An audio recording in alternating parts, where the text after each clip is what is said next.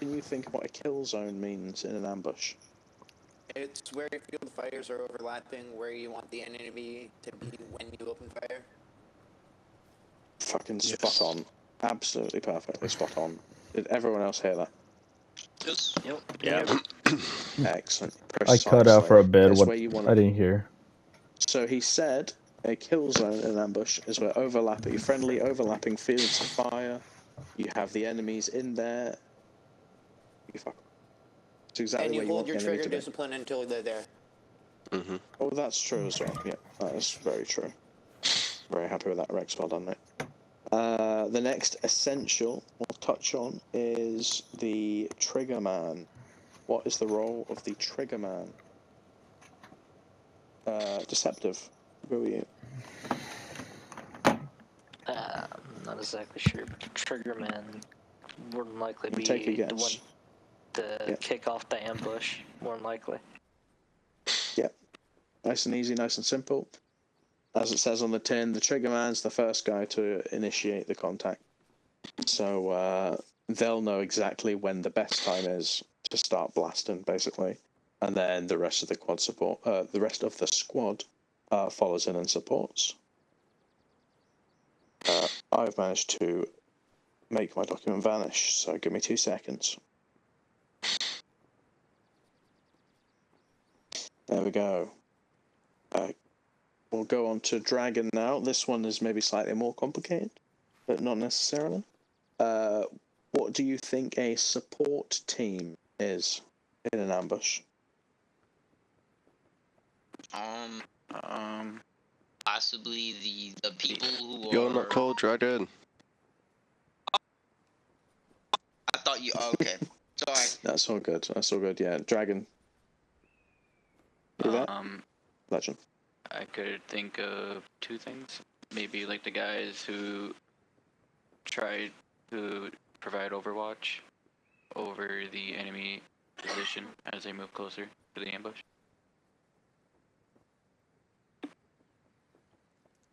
Okay. What are your thoughts on that, Garo and Lofty? What did it say? Say it again, Dragon. I'm thinking the support teams, like the guys who have eyes on the enemy's position as they're moving towards the ambush. No. So your support team is the secondary team of guys that the section commander would move around after contact is initiated, and basically they're just utilised to fucking say, hey look, there's some guys running off over here, go stop them, some shit like that. Blah blah blah. Yeah, basically the support team is not the people who are directly involved in just laying fire down within the fields of fire. The support team are the people who in simple terms, are the sort of quick reaction force for the people doing the ambush. So, as Gareth said, if there's anything going wrong with the ambush, if the hostiles are doing anything different, if a target in the ambush is trying to escape a particular way, support team's job is to make sure those sort of things get dealt with as soon as possible, while the rest of the main ambushing force can remain on task.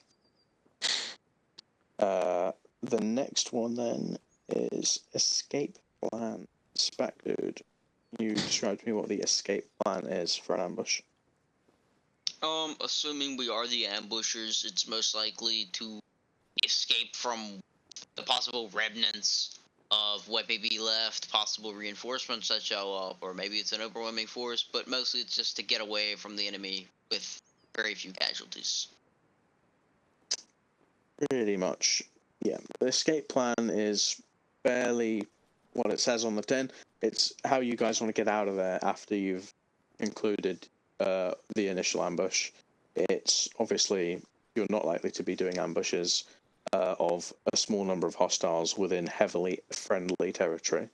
You're going to be doing them in sort of guerrilla warfare style against enemies in their territory is where you're more likely to do it. So you want an escape plan. You want to know how you can initiate and neutralize the initial targets in your ambush.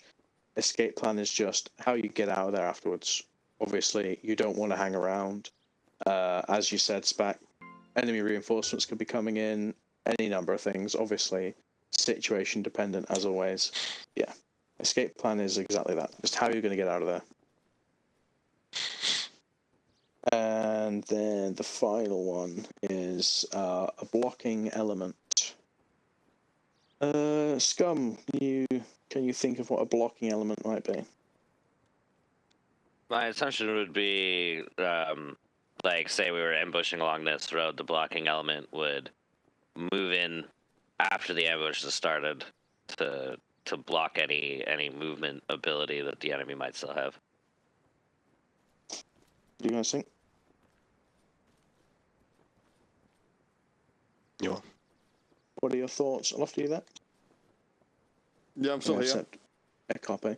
So Scum's saying a blocking element is after an ambush starts, they're the people who move in to hold it in place. No. What are your thoughts? Well, there you go. Right. Sorry, I was setting up the second part of this, the last part. No, sorry. thank you. Yeah, so do you want me to explain it? Please do. Yeah, so a blocking element is basically your men in reserve. So they are to block any lads escaping.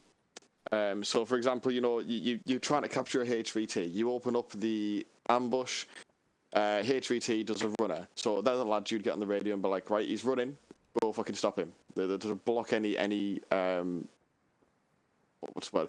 Any enemy escaping. They're also just there as reserves, basically. So they're there to, if the ambush goes south and the enemy gets the upper hand on you and they start pushing you back, you call them in, they reinforce you. They're there to just basically do whatever you need them to do. That's the support group, innit? Yeah, so reserves, I think that's the original doc, sorry, Lofty. So to clarify, so a blocking element is essentially what you're using to pin them down. Is what that's post ambush. It's when you initiate combat. It's what you got something. All right, go ahead. Yeah, so like your blocking element would be typically, to make sure that the guys don't go further than the kill zone or even retreat out of the kill zone.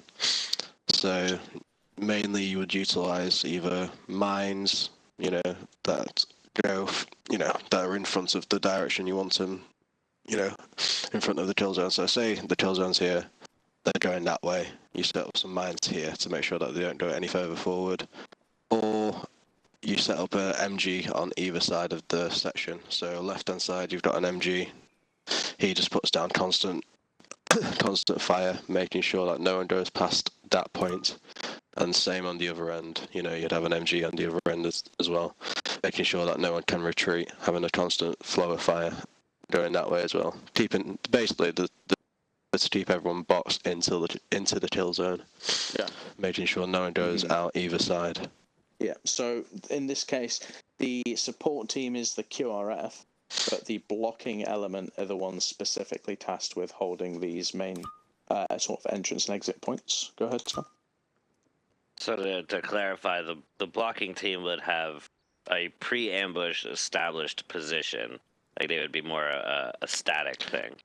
Yeah, everyone in an ambush is static. If you are the ambushers, then you will be static. You won't be moving. Except for the support team. I guess is what I'm so trying to clarify. Even the support team will be static until they've been ordered. Do such and such a thing. The basic way ambush is set up is everyone's in a line. The section commander is just behind everyone. That's obviously in position. He's overlooking, making sure everyone's doing the fucking right shit, and the support group will also be behind the main ambush line, making sure, they're ready to fucking jump at the word go. Does that make sense? Yeah, I think I follow. Cool. Yeah, as I say, guys, any questions, feel free to ask. There's no such thing as a stupid question, unless it's a really fucking stupid question. But yeah. What's up?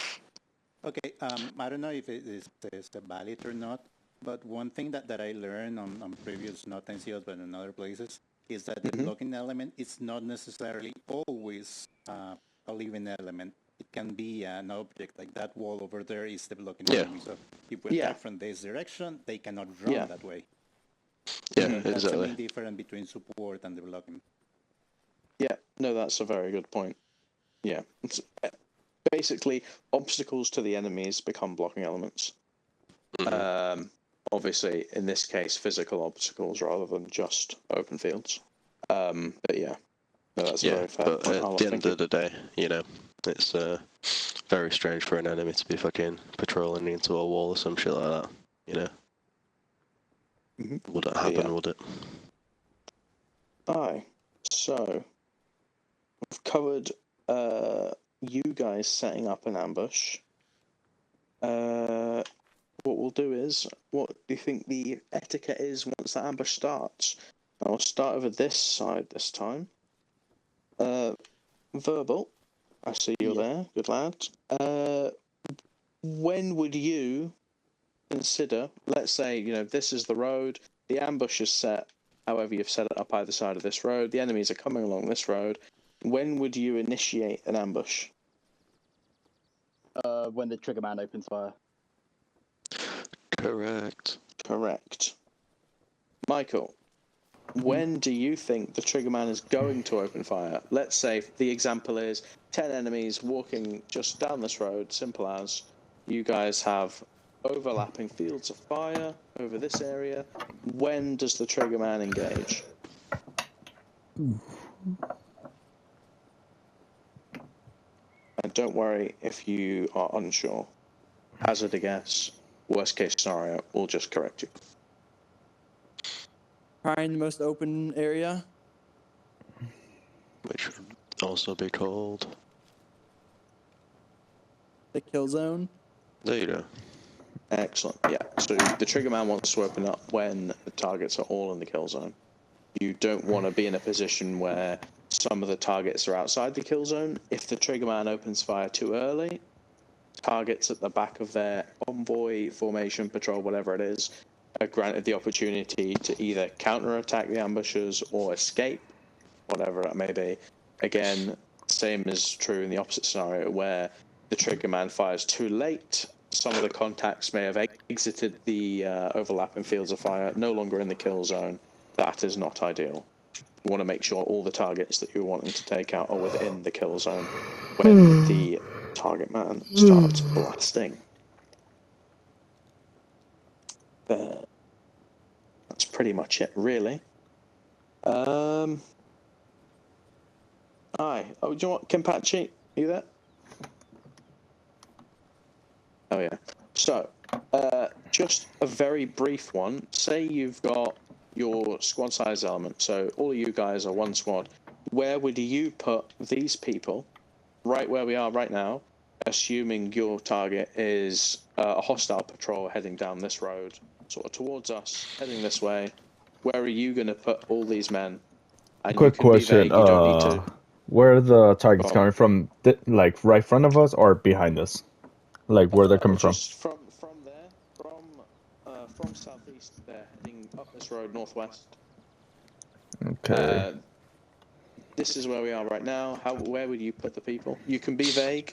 You don't have to name individuals and place them. Think back onto OTOC, which we just covered. As a section commander, where would you I cannot hear you. utilize? You sound very... like, your voice sounds very low. Sorry, I think my mic was far away from my mouth. But yeah, think back to OTOC. As a section commander, where would you want to be putting all your lads? Where's the best place? Where's the best cover? Where do you have the advantage? Well, hold on, let me put the notes again. OTOC. Fuck, what was the word first? Consuming cover. I'll probably put them like somewhere like the enemies don't see them, but we can. Yeah, exactly. But where would that be? Like, if you was to put all these lads in an ambush now, what would you do? I'm not asking you to go through OTOC. I'm just asking you to utilize OTOC in the task that you've been doing. Fuck. Probably somewhere around those trees over there, or behind the. Is there like a little hill down here? I don't know. You tell me. If there is like a little small hill down here, like right next to us, I'll probably put a couple men there. Probably put a couple men on top of the bunker if there's like cover. I think that's it. I'll just wait until they're in the kill zone so the triggerman can start opening fire. Yeah. Yep. So yeah, I think for me, simple, keeping everything as simple as possible. You know, hostile patrol heading down this road. Doesn't specify any vehicles or anything, so you don't need to worry about that. You know, you've got people hidden in this on or just behind this wall who are able to have fields of fire heading northeast. You've got the option of people being concealed or hidden away in the defilade, or even behind the wall over there. I think that's the perfect place, to be honest with you, in this area. Yeah. And then you'll have, say, you know, they're heading northwest, so where do you want someone? There's a slight hill here. There's potential for putting someone behind there so that they've got a field of fire facing this direction towards you guys. Things like that. You want to make sure all your fields of fire are overlapping. Classic, though. Very important thing you guys need to be conscious of is obviously you don't want to be shooting at the enemies with your friendlies being immediately the other side of them. So make sure when your fields of fire are overlapping, you guys are not in a position where you're also aiming at teammates at the same time. Very simple mistake that some may make, but I would love it if none of you ever do. I've seen it happen. It's not ideal. You end up watching half a section wipe out their own boys and all the enemies, which sounds like a success, but ultimately you've also managed to decimate your own forces. So don't do that. But yeah, basically pretty simple. That's how we do an ambush. Now, countering an ambush. I'm sure you guys, I don't know how long everyone's been here. Some of you are faces I recognize from for a while now. I'm sure some of you will have been subject to an ambush in some ops. Whether that's just in convoy or on foot. I don't know if anyone has a brief example they want to regale anyone with. Like yesterday, we got ambushed by Heretic at Stardust. That's a particularly upsetting example, Compachi. I feel you there. By left. A couple ambushes as GM. Mountain forested road. We ended up getting hit from the hills. I can't even remember what map this was on, but it was just fair enough. No, fair. Yesterday's you'll all be involved in it. Yesterday's up, we got hit by our right and our left. It was a normal mountain. We're just walking so we can destroy some supplies. We're reinforced by Caskins, and then we got ambushed from the right side and left side. From the Stars were charging from top of the hill, and the other Stars were charging from bottom of the hill. So we got hit by AT and plasma and automatic bolter, so we all died immediately. Mm-hmm.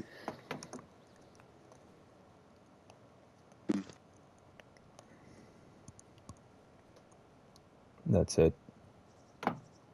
Sorry about that. I had to move my mic a sec, but no, yeah, exactly. So, as I say, you guys will be subject to ambushes a lot.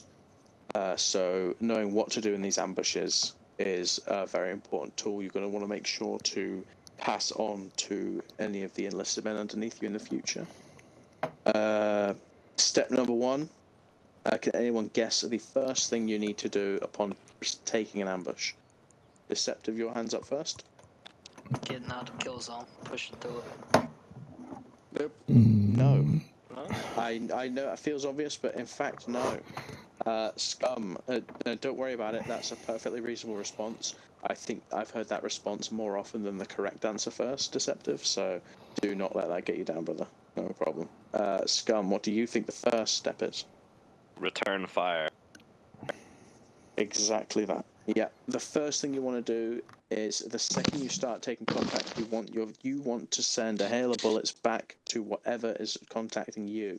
You want to give yourself the opportunity to suppress the enemies who are currently ambushing you, to give you those valuable few seconds to do exactly what Deceptive said, to get yourselves out of there as quickly as possible. So yeah, step one, make sure you throw as much lead, or in our case, las, as you can towards the enemies to get their heads down. No one's going to want to receive 30 rounds within the space of 5 seconds and keep their head up, okay? So yeah, number one always is return immediate fire. First thing, you get shot, you turn, you try and lay waste to the enemies firing at you, but your main priority here is to get them suppressed, give you and your boys enough time to be able to start moving, and get yourselves out of there. The next step then, Deceptive alluded to it, so I'll let someone else answer, but I'm aware Deceptive has already said it. Anyone else want to say step two? Rex? Get the fuck out of Dodge. Yes. Get out of the kill box. Yeah, pretty much. That is what you want to do. As soon as the hostiles are suppressed, you want to get out of there. Now, steps to get out of there, Gara, Lofty, or even you've got an experience. What do you think? Well, there's two ways to get out of an ambush. One's already been said, and that is to push through to the enemy kill team and obviously wipe them out. The other way is to just simply peel off and retreat back the way you came. You don't push through forward, just in case they've got any traps set up or anything like that, and you don't go away from the enemy again in case they've got traps set up in that direction. You either want to go the way you came, because that is the proven route. You know that's safe up until that point, or like I said, you want to at least try to push through to their position and wipe them out, if possible at all. Those are the other ways, I know. Yeah, exactly. So, yeah, two options to keep yourself as at least as safe as you can, considering is, as Gara said, you want to push through to the enemy position. You want to push them and eliminate them as a threat, because you know they're a threat. Option two is you want to pull back the way you came. As Gara said, that is proven territory. You know you can go that way. What do you have, Spec? This is kind of like not relative to it, but kind of relative to it. I notice we don't really do it a lot in Acadian 8th, or hardly ever, at least whenever I'm on. I believe a good way that could possibly prevent the ambush in its entirety is just sending a scout unit up first before an convoy. But I notice we don't do that a lot. Could you possibly tell me as to why? That's totally fair. That's a fair point. I myself have seen it happen a few times. That's not what we're trying to cover here, though. We're trying to cover how to get out of an ambush once you're in one. I mean, obviously, sending scouts is a good idea, but the question at hand is how to get out of an ambush here, because you are already in it. Yeah. So this whole scenario is just you're a squad size element. You've received an ambush. What are you doing? Obviously, Spec, and I do agree with you. Making sure we have scouting elements and things are all important things for the regiment to consider, or for a full company to consider. But this scenario, you're just a squad leader and you've got your squad. This is the situation you're in. That's not to take away your suggestion. Your suggestion makes total sense. My last op, the Kazakin was sent to scout ahead, and sorry, Harlock, what did you have to say? I would like to add, I don't know if you guys said it before because I was a little bit AFK. No problem. But remember that part of this training for you to learn how to do ambushes is also learn how to escape from ambushes. So if you're going to retreat, you have to take into account that they may have a blocking element as well, or a support element. So if you are going to retreat, you have to take that into consideration. It's not just scramble and pray for the best. You have to take that and take the decisions quickly. Yeah, I'm not going to lie to you, though, lads. Like, at the end of the day, if you are caught in a good ambush, you are most likely not making it out of there, because that is the whole point of the ambush, to take out a bunch of lads in quick succession, to completely wipe out a company-size element. all in fucking, the space of 30 seconds. You're not meant to survive ambushes. That's the whole purpose of them, so what we're teaching you is fucking, stuff that you need to know, but realistically, you're not expected to survive ambushes. You shouldn't be surviving ambushes. If you do survive, then the enemy are fucking doing something severely wrong. Aye, precisely. That is a fair point. But yeah, we'll swing it back round. So yeah, your two options, also considering the blocking element, as Hollock has said, and obviously the fact that to survive an ambush, you need some amount of luck, some amount of ability, and a little bit of quick thinking on your part to hopefully save as many of your own people as possible. But yeah, option one is you attack the targets who are ambushing you. Option two is to retreat. Obviously, no one's saying do a U-turn and just run. You want to make sure you're doing it properly, sensibly. You want to pull back. Ideally, you would be bounding, but that's not something we've really bothered to teach you guys just yet. That's something that hopefully on a company level you guys will all get taught as you train in company and regimental training is coming up. I know some of these things are definitely going to get mentioned a bit more in the future. But yeah, you're not to just turn tail and run. Be sensible about how you retreat. Make sure you keep fire on the enemies as you pull back.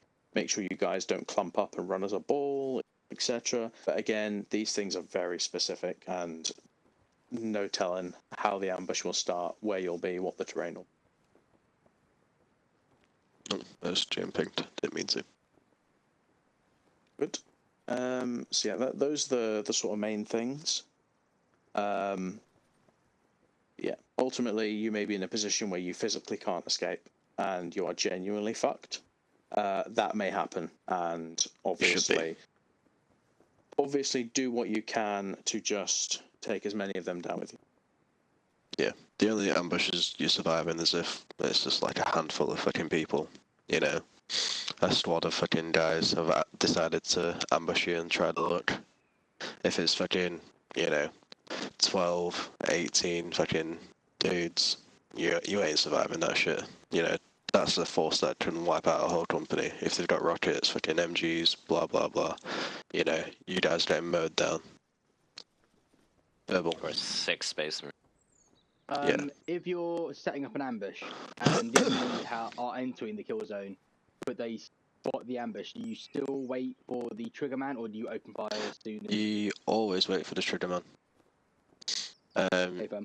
Reason being is because it's quite literally up to them. They know the best time to shoot. They've fucking set this whole thing up. I mean, the trigger man usually is fucking told by the section commander, or is the section commander himself, and obviously he set up the fucking ambush, blah blah blah. He knows when the best time is to engage, so you always follow that. You never want to jump the gun. If you've watched Band of Brothers, there's a bit where they first drop into Normandy, and one of the guys is told to fucking wait until the signal's given to fire, and he shoots, and fucking 2 of the guys get away. That's why. Space Dude. This is kind of another 2 specific things, so I don't know if it's really relevant, but what if, per se, the first one is, what if the trigger man goes down before he can really issue the order to shoot? I mean, you really shouldn't be going down. The whole point of an ambush is to fucking, not be seen. You guys want to be in a position that's got good cover, good high ground, good concealment. You want the enemies to be walking fucking past you, basically, alongside you. So if one of you gets shot, before you fucking get the enemy into the kill box, then that's a failed ambush. So that wouldn't it's even not be an ambush anymore. Exactly. What if? Okay, this is my second question. What would be the scenario if, let's say, information got linked and the ambush had its own ambush? Well, I mean, you treat it as a trying to escape the ambush. Yeah, you just treat it as you get ambushed. So just yeah, like I say, an ambush is a static position. It's done by a section commander. That section commander meticulously plans this shit out. he says, you guys want to be here doing this job, you guys want to be here doing that job. It's not just like a fucking, oh, let's lie down here and fucking kill all these guys. It's, you know, it's thought through, it's planned, it's set up. Everyone and everything in that ambush has got a fucking purpose. So for an ambush to get ambushed is fucking, you know, kind of impossible, because that would mean that the enemy has just been waiting there for fucking God knows how long to watch us set up this ambush and then just absolutely wiped us and no one's noticed. You know, it wouldn't really happen. You know, you'd have 360 cover, obviously. You'd have guys watching fucking all the areas during the setup and also during the ambush. I mean, before the ambush, sorry, to make sure obviously we're not getting snuck up on or patrolled over. So it shouldn't be happening, basically. Okay, thank you. Yeah, fair enough. Fair enough question. I think we've covered near enough everything. Lofty, is there anything in particular you can think of that we've missed? Not really. You've covered the basics, and I do appreciate you all asking like these specific scenario questions. But when it comes down to it, in those scenarios, it's down to you as an NCO to take the initiative and come up with a plan to deal with anything like unsuspected that happens. Because as everyone always says, no plan ever survives contact with the enemy. Oh. No, fair. So I think, yeah, for the most part, guys, I think we're near enough done.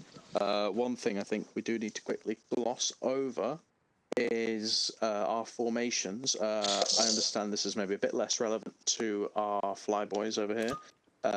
But, yeah, so formation-wise, you guys are familiar, I would assume by now, all the basics we use. Obviously, a staggered formation on the road, and then convoys, lines, setting up battle lines and things. Are everyone familiar with these things? Everyone very confident with them? Yeah. Yep. Yep. So if anyone is not confident, please feel free to say, because you will be expected to employ some of these in the day too. And it's probably quite an important one, considering they're basically fundamental to you guys being able to complete tasks.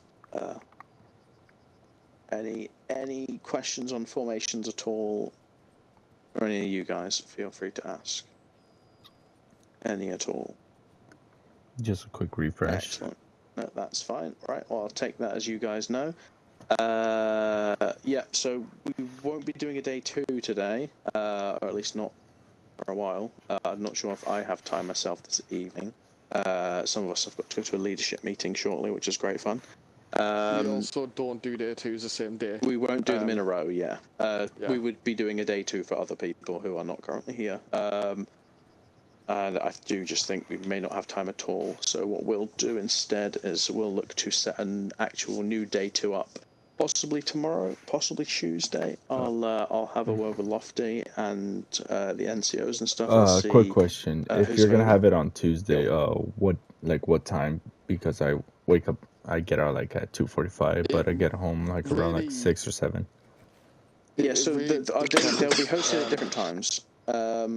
We never. There's no set schedule for day 1s and 2s, because at the moment it's just myself and Lofty doing them. And obviously we're somewhat limited to our time zones, job, etc. like that. But the reason, for example, Harlock's here. I know Garo already knows all this stuff inside and out. But the reason why things like Harlock are here is because current NCOs, especially Sergeants Plus, are going to be sort of taking over the NCO school, teaching you guys this stuff, and then assessing you guys in day 2s. Myself and Lofty, and possibly Garo as well, and anyone else with experience may be hopping in every now and then to make sure it's always running smoothly.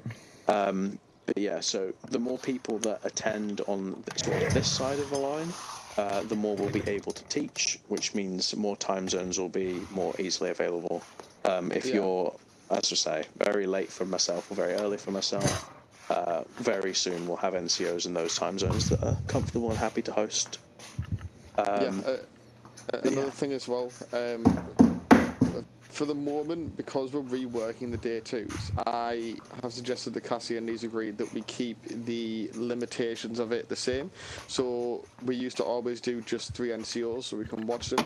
It's been reworked and maybe a bit more in, but at the moment it's going to be just 3 NCOs so we can figure out how long that's going to take before we start adding more. So it's going to be first come, first serve. So if 3 guys get on who can do it, and then one of you lot turn up, it's a case of we would just have to wait for another one. We will be setting multiple up.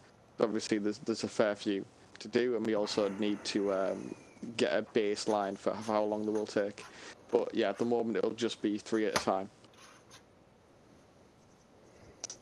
I think I'd hope the new setup is that we have planned and that we've just started is going to be more available to have more guys doing it. But at the same time, as I say, as more NCOs join the cadre to help teach, more can just be held throughout the week anyway. So worst case scenario, there'll be more NCO Day 2s throughout the week for people to attend. But yeah. Has anyone got any other questions, any other concerns? I got none. Nope. Nope. Alright, well, I think... Lofty, do you want to double check, make sure we've hit everything? I do think we have, off the top of my head. What, everything over the entire course? No, we haven't done grit and we haven't done L-shape. Oh my god, grit!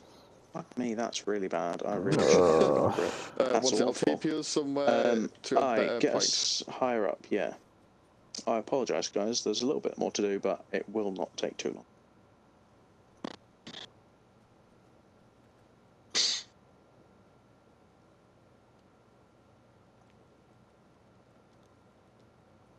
I forgot grit. That's awful. I do apologise for getting you guys excited that this was about to end, by the way. I understand it can be quite a tedious process, but I hope for the most part you guys have at least sort of enjoyed yourselves.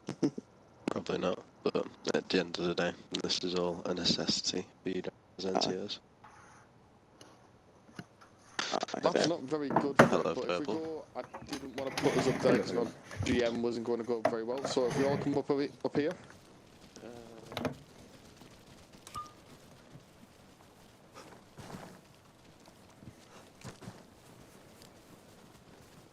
Actually, can we fit on this? Whoop, holy shit. What the fuck? Okay, I'm stuck. You do one at a time. Alright, this is gonna take forever. No, let's not do that. There's a nice rock over here. I like the look of it. It's, yeah, just get down. That's a nice boulder. Oh my god, fucking hell. Right. Get yourselves near enough along the edge. Any of you fall off the rock or die, you failed. You know. Hey dog, can you hit me with that special juice? I broke my legs. Oh, one sec. Very close to failing Kenpachi, you know.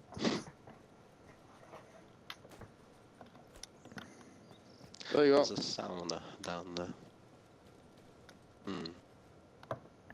Okay. Right. So grit. Do any of you guys know? Please look at the captain. What? Do a 180, boys. Make sure you guys are listening.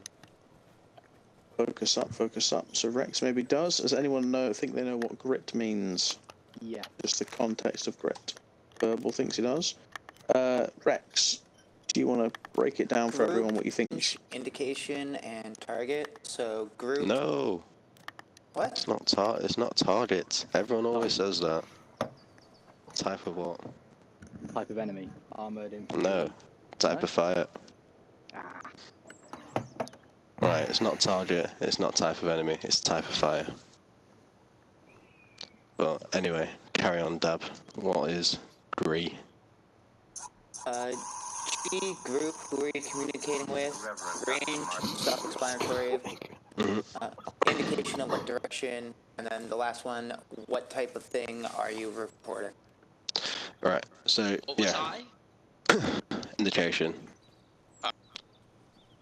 Right, you go ahead, casting demand. Feel free. No, it's fine. I think you know, yeah.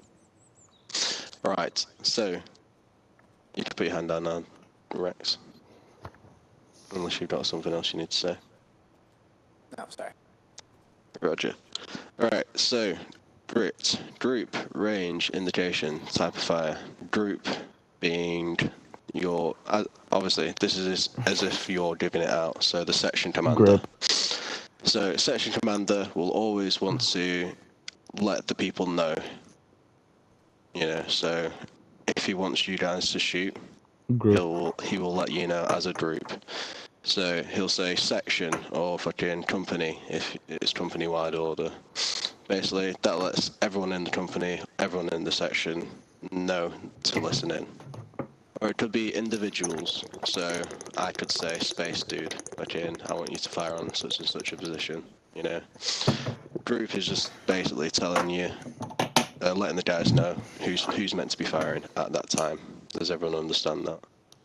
Yep. Alright. Cool. Right. Next one is R. Anyone other than Rex or Verbal, can anyone tell me what R is? I've said it. Range. Yeah. Range. Cool. Right. Not going to ask you, so range is pretty self-explanatory. It's obviously how far the target is from your location. Whether that be 50, 100 meters, whatever. It's just to let everyone know what range they're fucking shooting at. You know, there could be several enemies. Yeah, there could be an enemy 50 meters away. There could be an enemy 200 meters away. It's to let the squad know which one you want to be shooting at. Next one is I, other than Verbal and Rex. Anyone remember what I is? Indication. Indication. So yeah, indication is a few things. It's anything around the target of note. So, you know, say what you're firing at is next to a yellow house, or, you know, next to a red car. You want to be saying that. And also, as you've all been nicely provided with one of the mods, you do have a compass bearing in the middle of your screens at the bottom. So whatever direction it is from your position, you want to be doing south, east, west, you know, blah, blah, blah. You've all heard that before. I know for a fact you have. And then finally, you've got type of fire. So this is for the section commanders as well. There's a couple of different types of fire, which you guys probably haven't been taught because I've never heard anyone use it. But type of fire is, you know, how often you guys should be shooting. So there's rapid fire and there is deliberate fire. Rapid fire is 1 round every 2 seconds. Deliberate fire is 1 round every 6 seconds. Reason being that you have different types of fire is to preserve ammo, to make sure that none of you are just fucking absolutely monging it and, you know, mag dumping fucking enemies at 200 meters away. You know, it's to preserve ammo, to make sure you don't burn all the way through it in the first 30 seconds of the firefight. Everyone understand that? Anyone got any questions? No? Everyone took notes for that? Need me to go over anything again? Or are we all confident in it? No mistakes? Sorry, I just came back.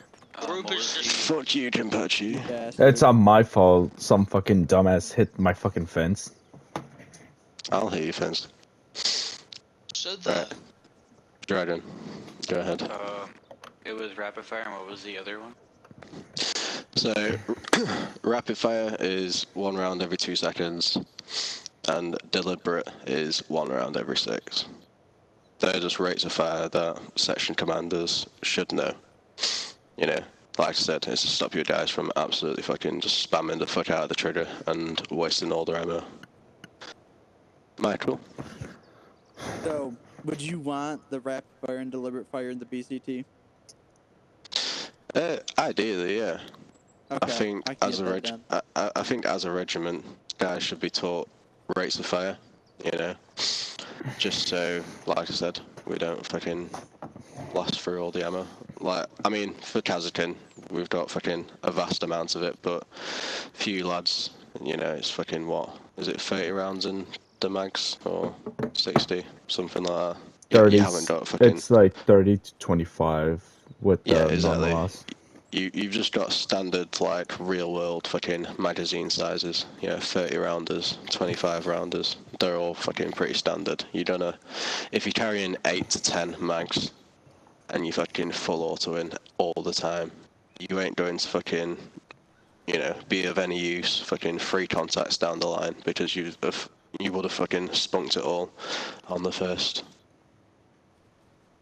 Everyone understand that? Yep. Yes. Mm-hmm. Cool. Right, Kenpachi, you weren't here for the whole of it, were you? Or I was catch any here of it? and I was there until rapid fire until I heard some fucker just hit me. Sound. So, do you need me to go over anything, or do you know all of Grit's acronym? Just a quick and its refresh purpose? because I was just doing all that. Alright, so for G, you've got a group, which Okay. the section commander, he lets you know who's firing. So, in this situation, all of you will be a section. I'll say a section. That lets all of you guys know that I'm talking to you and that I'm, you know, you guys are ready to fucking fire or do whatever the fuck I say. Mm-hmm. Next would be range. Obviously, it's self-explanatory how far away the fucking enemy is. You know, it could be a field of enemies. There could be a fucking tank that you want to shoot at. You know, that could be 50 meters away. There could be a tank that's fucking 100 meters away. Range is just to let your guys know which distance, which target is more clear. Indication is basic. It's a few things. If the target's next to something, you know, something of note, a fucking half wall, a blue car, you know, a tall tree in the middle of a field, that's by itself. You know, you always want to be referencing something that's near the enemy target. You know, so you guys can look, you know, more effectively and a lot more quicker. You can locate said target. Also at the bottom, you've got your little compass. You want to be saying, you know, which direction it is as well, because, you know, if you don't say which direction it is, everyone's just going to be like fucking looking around still. So you want to be going west, southwest, you know, whichever direction it may be. And like I said, finally, T is type of fire. So as section commanders, you should always be issuing out fucking how fast you want your squad shooting. There's 2 types of fire, rapid and deliberate. Rapid being 1 round every 2 seconds, and deliberate being 1 round every 6 seconds. Reason being is, as a section commander, you don't want all your guys absolutely burning through all their ammo in one go. You know, you want them to last several fucking contacts before needing a resupply, rather than just the one. Okay. Got all of that noted down and everything, because you guys are about to be quizzed on this. Yeah, I got everything recorded as well. Right. Very well. Cassian? Yes, excellent. Right. So if everyone's confident, and I know Garo is, so I'll get. Garo, would you like to give an example, Grit? Right, so if I can something. Yeah. Watch tower over here. So you guys are a class, so I'm going to refer to you as such. So class, fucking 75 meters, green watchtower, direct east, rapid fire. Everyone understand that? Mm-hmm. Yep. Yeah. When you're giving these are called fire control orders. So you are controlling the fire, you know, of your section. So you want to be utilizing. We've done overclap, haven't we? Oh, clear, sorry. Clear, yeah. Yeah, so you want to be using clear. You know, you want to be pronunciating everything. You want to be spacing it out. You know, you want to be fucking effectively describing the target. You don't want to be like, section 50 meters, green tower, west. You know, it wants to be fucking slow, methodical, fucking clear, so everyone understands what you're saying. Everyone got that? Yep. Alright. How do you questions back? accurately determine the distance? You just gotta fucking guess that shit. Just a guess. As long as for the most part, it's as long as you can get the information across and people understand what you mean.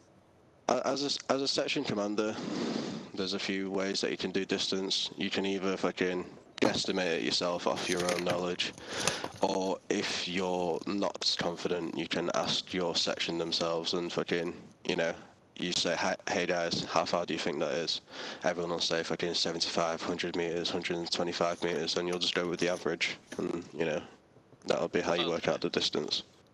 Okay, I didn't know if there was a specific way or not. My apologies. No, for the most part, it's a guesstimation. Obviously, you're not going to get it down to the meter correct, probably. Yeah, it's just to make sure you can get your point across and they can understand what you mean.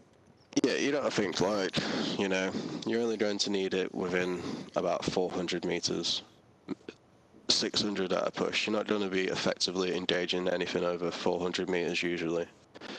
So, you know, as long as you know what a fucking 100 meters looks like, up to 400 meters, you know, as long as you know what 100 meters is, you can kind of guess what fucking 200 will be. You just add another one, and so on and so on. You know, you don't need to be spotting things like fucking a mile away or anything like that. You as a section, you're not going to be effectively engaging something at fucking a mile distance. Yeah. Right. So I presume we're going on to people doing out their own examples. Guessing. Precisely. So, right. Anyone confident? Anyone picked something out? All of you, each of you, will be giving us an example of a grip. Try and pick something someone else hasn't already picked, because if someone else has picked it, you can't do it. So try, look around, use your binoculars, that's fine. Obviously, not the most ideal spot in the world, but someone's hand went up first. I could try to give it a go. So Deceptive and Dragon, one of you two put your hands up first. That'll be me. That was you, Deceptive. I'm happy with you to go first if you want. Feel free to just give everyone a grip.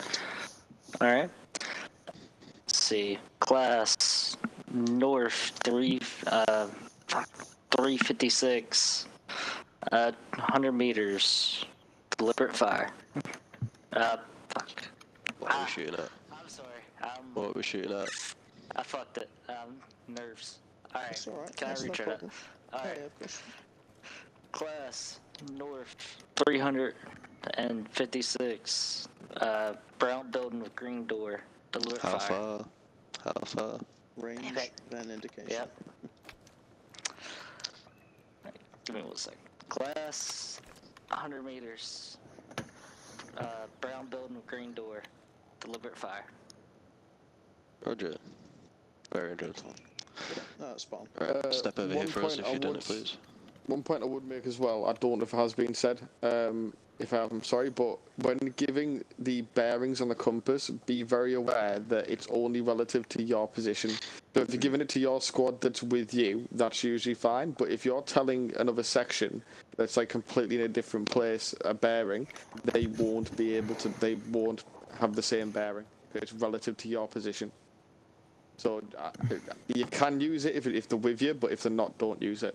Yeah, I mean, for this situation, everyone's fucking together, so we should all have the same bearing. Yeah.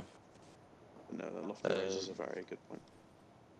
So next, who else is keen to have a go first? If you want. Verbal, that's okay, go ahead.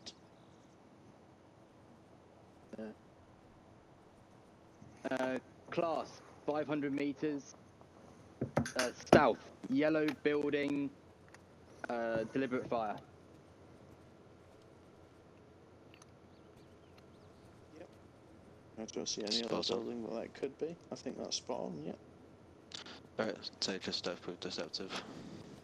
Yeah, so you Deceptive take a step side. Excellent. Yeah, next, who else is keen? I think I can. Go ahead, Converge. Class, what is that? Sandbags, 100 meters. Right next to the electrical boat. Right, so make sure you follow grids. So you did class Grid, range, then indication, then type. North, 375, if I'm seeing that correctly. Right, anyway, you're doing the stuff that you don't want to be doing as a section commander. I understand that this is your, presumably first time, but like I said earlier, you want to be using clear. You want to be saying this shit fucking clear, you know, effectively. You want to be emphasising what it is that you're fucking trying to convey. You know, going class 300, you know, and going you're only delaying the order, and everyone's just going to be listening to you over radio, like fucking. You're better off taking a second to think first before